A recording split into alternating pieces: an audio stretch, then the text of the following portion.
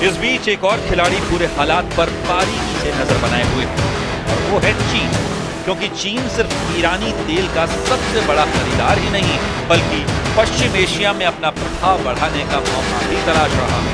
अगर वॉशिंगटन और तेहरान के बीच फिर दूरी बढ़ती है तो बीजिंग खुद को एक ऐसे साझेदार के रूप में पेश कर सकता है जो बिना युद्ध के भी अपना खेल खेलना जानता है।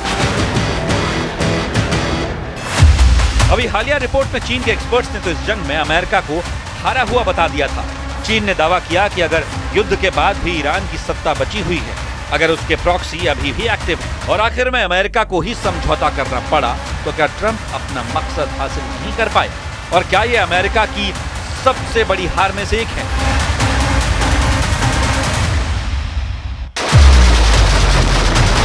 लेकिन सबसे ज्यादा बेचैनी इराक को लेकर है, जहां ईरान समर्थित कई लड़ाका गुट अभी भी एक्टिव हैं। इस गुट ने जंग के दौरान अमेरिकी ठिकानों पर पहले भी कई बार रॉकेट और ड्रोन हमले किए और यही वजह है कि पेंटागन किसी भी सरप्राइज अटैक को लेकर बेहद अलर्ट है, क्योंकि अगर इराक पे फिर से कोई मोर्चा खुला तो उसका असर सीधे अमेरिका और ईरान डील पर पड़ेगा। इन सब के बीच सबसे बड़ा रहस्य अभी भी कायम है। क्या ईरान का परमाणु प्रोग्राम पूरी तरह से खत्म हो चुका है या फिर उसके कुछ हिस्से अभी भी सुरक्षित हैं? क्या तेहरान ने अपनी असली ताकत दुनिया की नजरों से बचाकर रखी है? और क्या यही वजह है कि समझौते के बावजूद अमेरिका और इजराइल पूरी तरह निश्चिंत नहीं दिखाई दे रहे? آغاز مذاکره در مورد این دو موضوع منوط به اجرای بندهای مشخصی از یادداشت تفاهم هست.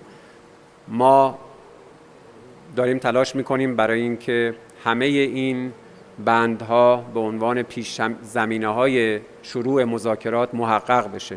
بخشش محقق شده، بخشش در حال.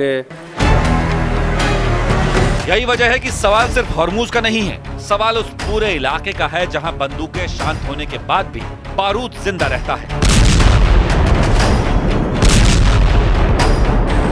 जहां सीज फायर के बाद भी मिसाइलें साइलेंट मोड में एक्टिव हैं।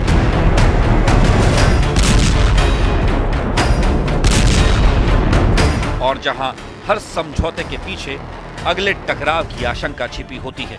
तो क्या हॉर्मूज में बनने वाली हॉटलाइन तीसरे विश्व युद्ध को टालने का जरिया बनेगी, या फिर इतिहास एक बार फिर साबित करेगा कि मिडिल ईस्ट में शांति अक्सर अगले तूफान से पहले की खामोशी होती है?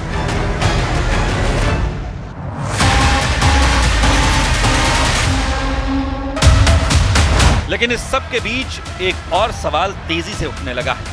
क्या मिडिल ईस्ट में एक नया शीत युद्ध शुरू हो चुका है? एक तरफ अमेरिका और उसके सहयोगी, दूसरी तरफ मुज्तबा खामेनी के नेतृत्व में नया ईरान, जहां सीधी लड़ाई से ज्यादा दबाव, प्रतिबंध, समुद्री रास्ते, प्रॉक्सी नेटवर्क और परमाणु क्षमता के जरिए शक्ति प्रदर्शन हो रहा है। यानी कि स्ट्रेट ऑफ हॉर्मूज 21वीं सदी का नया क्यूबा मिसाइल संकट बनता जा रहा है, जहां एक गलत अनुमान, एक गलत मिसाइल मिसफायर या समुद्र में हुई एक छोटी सी गलती पूरी दुनिया को बड़े टकराव के मुहाने पर ला सकती है। फिलहाल बंदूकें खामोश, लेकिन भरोसा नहीं लौटा। मिसाइलें शांत हैं, लेकिन खतरा खत्म नहीं हुआ है। और यही वजह है कि सवाल अभी भी जिंदा है। क्या अमेरिका और ईरान के बीच हुई डील वाकई शांति का समझौता है, या फिर दूसरे राउंड से पहले का सिर्फ एक युद्ध विराम?